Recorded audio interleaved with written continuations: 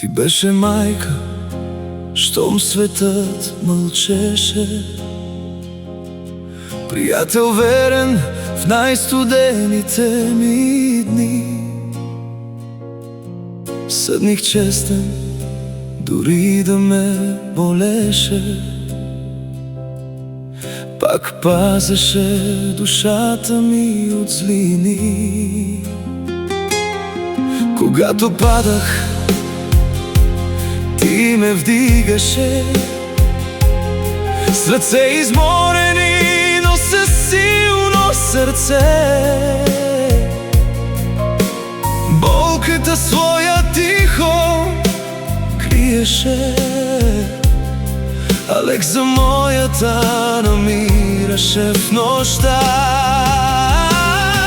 Сестро моя, мой пристан и съдба, втора майко, светлина в тъмнина.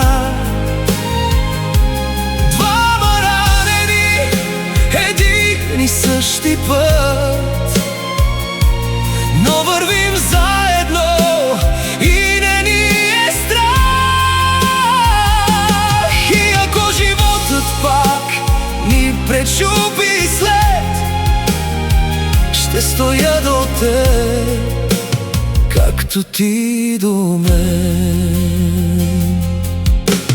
Помня как мълчаливо плачеше, за да не видя колко тежи светът. А после пак се усмихваше, сякаш носиш в себе си цялата му мощ. Ние сме хора от белези събрани, спътници в болка, надежда и дим. Но дори съдбите ни да са наранени, заедно ще умеем да летим. Сестро моя, мой пристан и съдба,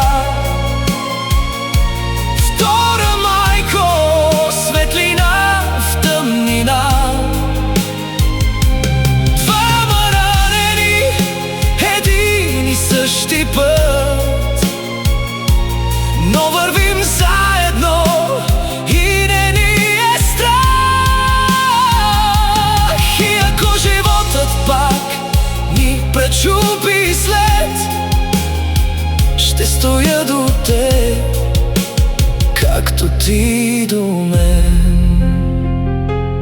И когато времето всичко отнеме,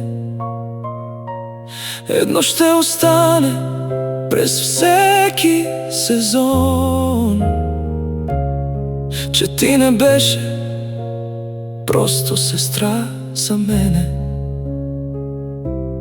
а моя дом.